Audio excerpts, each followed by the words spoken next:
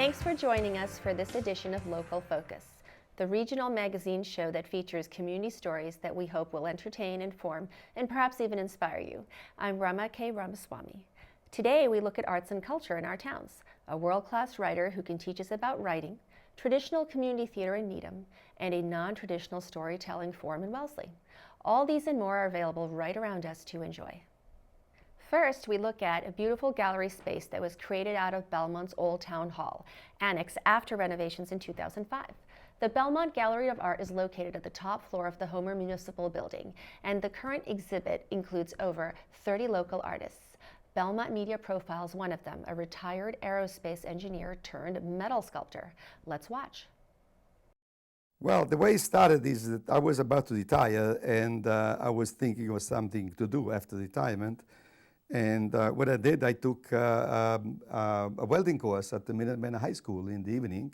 And I remember one evening during the course, I was playing with some triangles, a triangle piece of steel, and something like this. And I weld them together in a certain way and said, wow, this looks beautiful. Maybe something like this, Ian. This is Innocenza. This is the second sculpture, which you will see outside in the garden later on.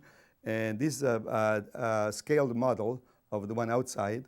Again, is made of 4 pieces, 4 triangles. They are arranged in such a way that you get a different view from different angles. Tell us about this. This is Innocenza, and you saw the scaled model in the inside before.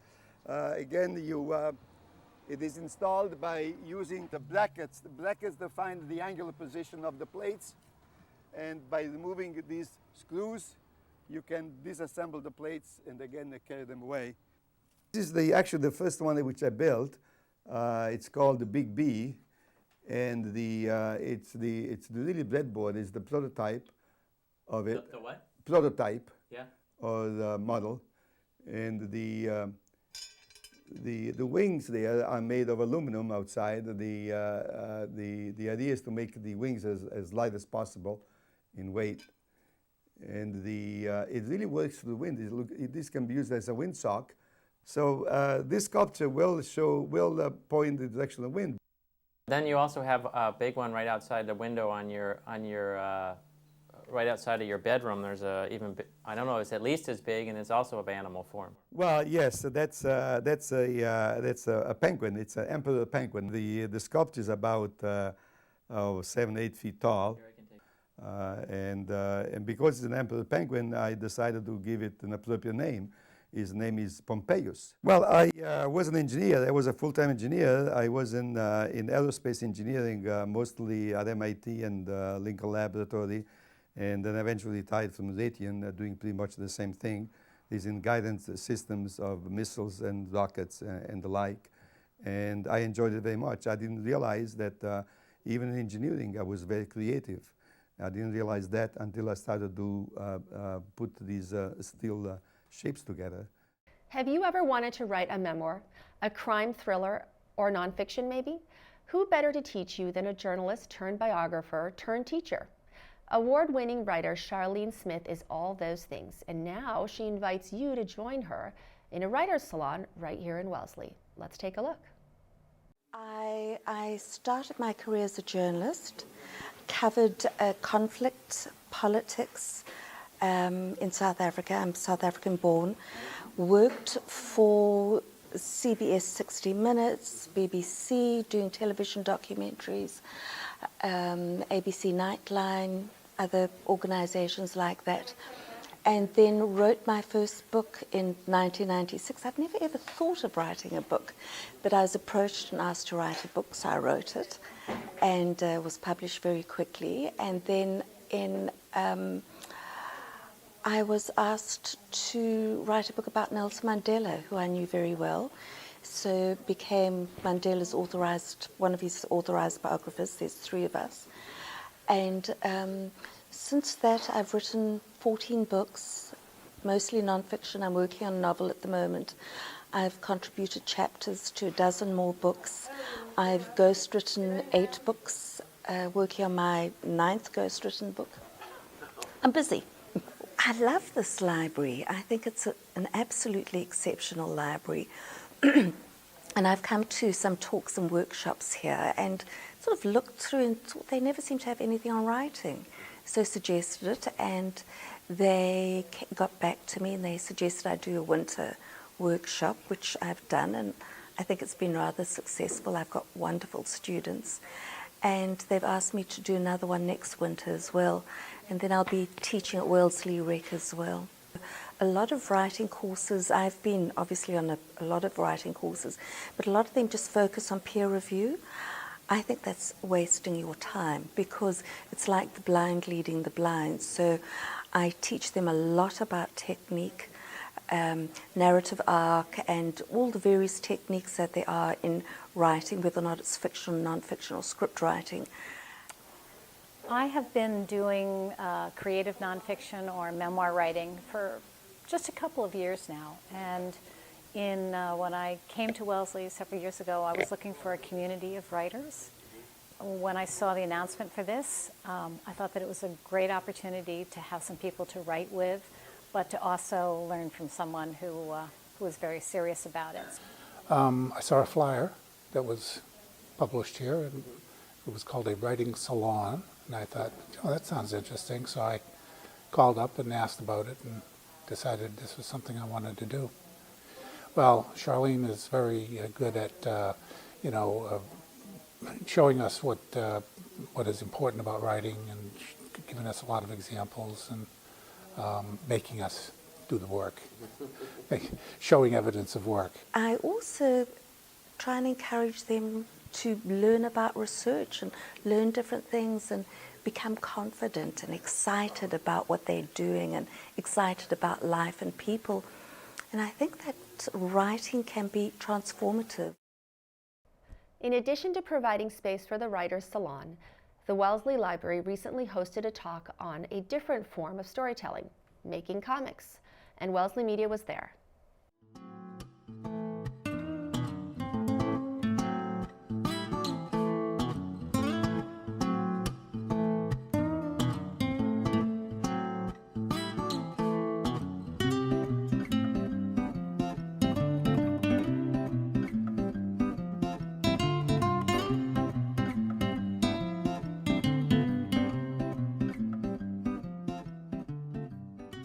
My grandfather told me when I was young, some people as they get older, they just stop doing creative things, but keep doing creative things, and I just took that to heart, and I've always tried to do that.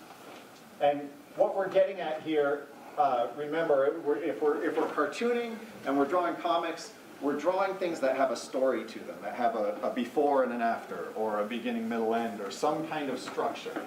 Yeah, I remember sitting with my dad and drawing, and then in high school, I didn't draw that much because I didn't have models of people drawing.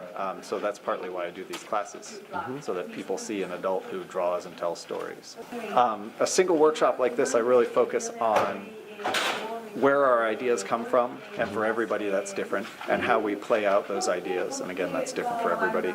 And then a really important step is how you prepare your idea for somebody else to understand it.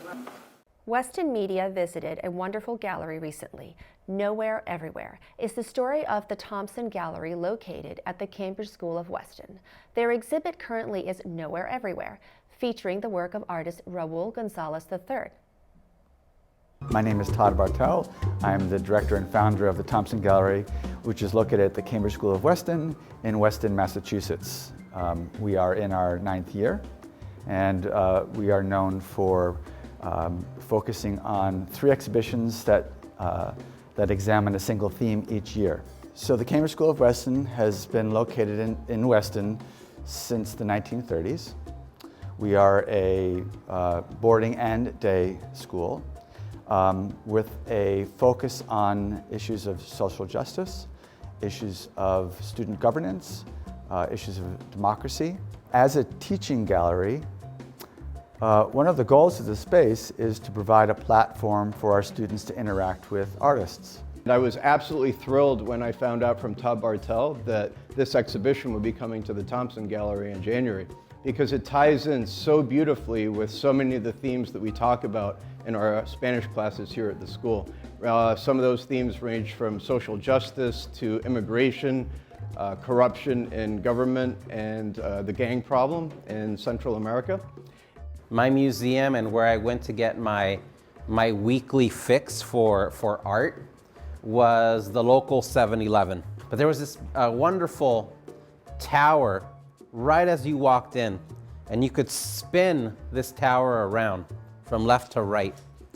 And on the very top it said, "Kids, read comics." And then so I would take these books home, copy them. And so that was my early education with art, was learning how to draw from all of these different artists who drew in so many different styles, just copying constantly. He's given us an opportunity to finally view art and the world around us from our perspective, and that perspective being of the underrepresented groups. I think having Raul has allowed us to use art as a means of having meaningful conversations around social justice, and also using art as a way of combating social justice. We turn now to musical talent showcased in our communities. Attendees of the 5th Annual Music Fest were treated to a wide range of music styles. The Friends of Watertown Music hosted their annual fundraiser to support music in Watertown schools. Performers included amateurs and professionals of all ages, even a few town officials who lent their talents and expertise to the cause. Let's take a look.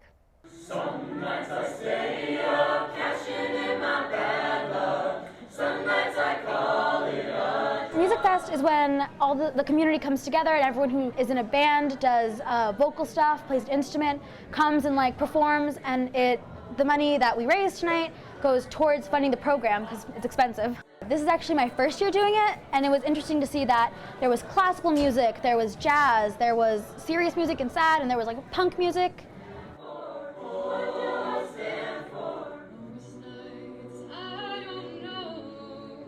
It was a lot of fun. This is the 4th year that my son and I have played together, and it's a great event. A lot of people come out, showcase their talents, have some fun, and raise money for the Watertown Public Schools music program.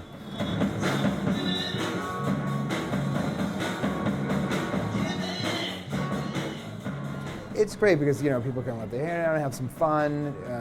It's obviously a good way for people to perform and show off the talents that they have. There's a lot of kids in Watertown, and a lot of adults too, that have some really great talent, so it's nice to show that off, and people can come out and have some food, music, get some t-shirts, and just have a lot of fun.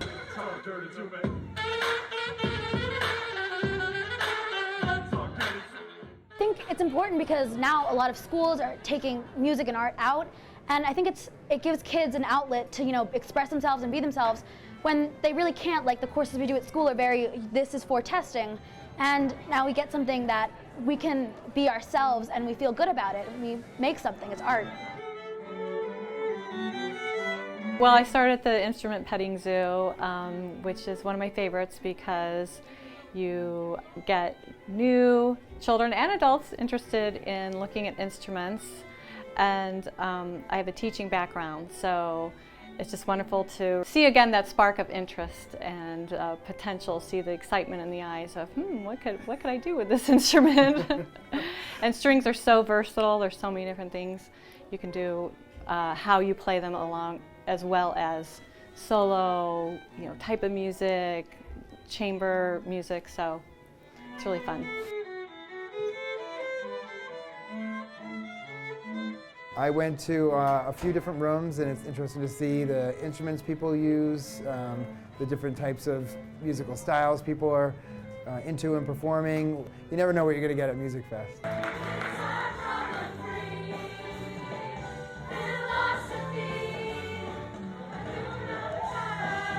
Music is more than just making music or listening to music. It develops you as a whole person. It's a community event, brings people together. And then also you want to tap into your culture or discover new cultures, new styles. It's the kind of thing that brings people together and builds community.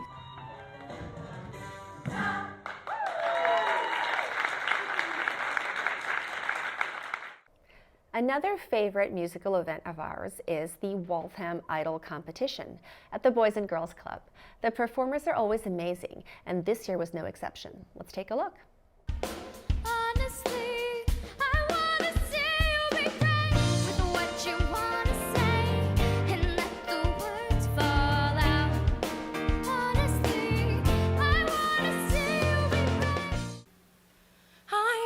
Erasing myself from the narrative.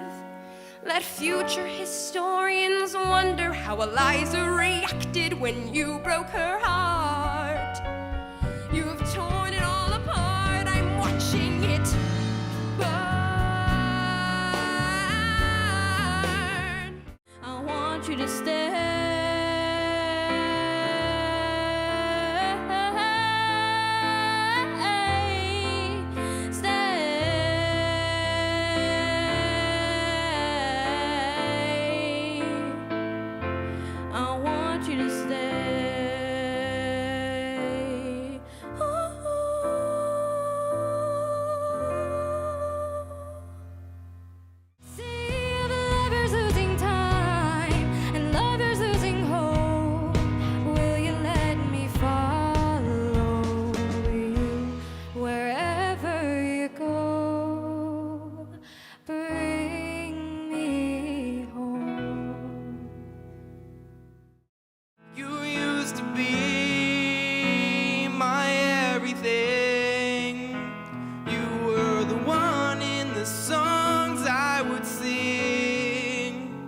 But the love is dead now, and the memory's fading.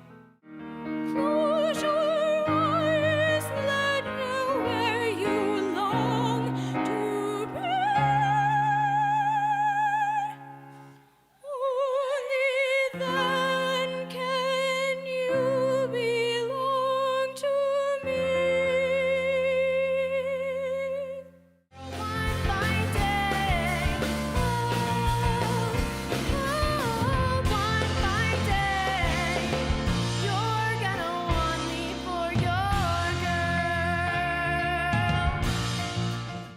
When I see your face, there's not a thing that I would change. 'Cause girl, you're amazing, just the way you are. And I'll rise like the day, I'll rise up. In spite of the ache, I'll rise up. And I do it 1,000 times again. And for you, for you. Arts, writing, music, and we can't forget theater.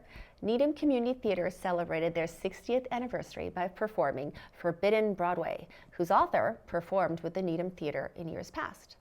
The Needham Channel provided this awesome story. Let's take a look. This year is the 60th anniversary of the Needham Community Theater. To celebrate, the NCT will perform an amalgamation of everyone's favorite Broadway musicals in a rendition of the parody musical Forbidden Broadway. It's a show that isn't done very often, and it's very special for Needham because the author once performed in Needham Community Theater, and he's giving it to us as a gift for the 60th anniversary. This one is especially exciting because we decided we wanted to do something really special, and we knew that there was a Needham man who had done a few shows with us who went to New York and made it big with Forbidden Broadway. Gerard Alessandrini, who is the author, created it, I think it was about 30 years ago, and he and his friends just started making up satirical lyrics to different Broadway songs that were well known at the time where the shows were a hit. And it was a big hit in New York. They started doing a different version every year or every other year. The key is that these are all songs that people know. They're from well-known musicals, but the lyrics are not the same. We have a welcoming song, and then we start with different shows, and we do a song. Sometimes it's a medley of songs from a show, and different people will come out. They come out in costume. The costumes are have been loaned to us by the Forbidden Broadway production team, and they're pretty funny. We've got Annie, We have Lion King, a couple of numbers from Lion King, Cabaret, The Phantom of the Opera, Avenue Q. So there's quite a few, Oklahoma, so there's quite a few numbers that people will recognize. This show is the biggest earworm I have ever heard. I wake up every morning with a different song in my head. So I love all of them. I think they're hysterical, and I will sit in the back and laugh as hard as anybody else. Before the performance on Friday night, April 1st, there will be a reception at 6 p.m. at the Needham Historical Society. Creator of Forbidden Broadway, Gerard Alessandrini, will be honored. All are welcome to come celebrate 60 years of local theater. Then, the NTC invites you to come enjoy the opening night of Forbidden Broadway at Newman Elementary. Normally when they do it in New York, they do it with 2 men and 2 women. And we have 4 men and 4 women as leads. Then we have 2 people in the ensemble, and we have 4 kids who are playing kids' roles in Matilda and Mary Poppins and Oliver. So they get to do some of their own numbers as well. This cast has worked incredibly hard, and they've brought all of their own personalities into it. So they've done a great job. For information on tickets and showtimes, you can visit needhamtheater.org. For the Needham Channel News, I'm Jillian Tedesca. Important support for many creative groups in our area comes from the Massachusetts Cultural Council. Their local Cultural Council program is the largest grassroots cultural funding network in the nation. Arlington News tells us a bit about their local group. Arts programs in Arlington are getting a boost from cultural grants. The Arlington Cultural Council recently awarded 17 cultural programs totaling $12,000. The council has been awarding grants to benefit cultural groups in Arlington since 1982. The ACC works with Massachusetts Cultural Council, which believes Massachusetts' future prosperity is closely tied to the creative economy. They report that as many as 27,000 people work in this sphere. Arlington Selectman Joe Curo congratulated this year's recipients, who include Opal Ensemble, which will present a concert intersecting music and the wintry photography of Arlington resident Ann Black. The Creek River String Band, who will perform live American roots music in Arlington. The Powers Music School, which will present a musical storytelling program for children at the Arlington Center for the Arts, and many more. APN looks forward to seeing these future engagements, and hopefully you at home will take part as well. The Needham Masonic Lodge hosted a quilt show on April 1st and 2nd. They invited the Quinobequin Quilters Guild, who displayed over 160 amazing quilts. Their members come from Needham, Wellesley, Newton, Natick, and surrounding towns in Massachusetts. This show we have around 160 quilts if you count the really small ones, and we have 55 different quilters represented from 15 different towns. It's kind of a tradition among quilt guilds. This is Quinobequin Quilters Quilt Guild, and we meet in Needham. It's a tradition, and most guilds do shows every once in a while, and it's partly to show our work to our friends and family and the public, but a lot of it is also to show our work to each other, because we have show and tells at every meeting where people hold up their quilts and talk about them a little bit, but we really don't get to get a good close look at them. And so one of the things that we enjoy about putting on a show is that we have the time to share our work with each other and to look at everybody else's work. Quilting is such a solitary thing for a lot of us. I mean, we do have weekends where we get together and people go to classes, but a lot of people are quietly working away by themselves and don't necessarily get to share it all. And one of the things I like about the show is that we get to see what everyone's been working on, and the community gets to see what we've been working on, because there are a lot of people in the guild. They don't have a sign that says artist on their front door, but here they are doing these beautiful works of art, and I think it's great to share it with the community.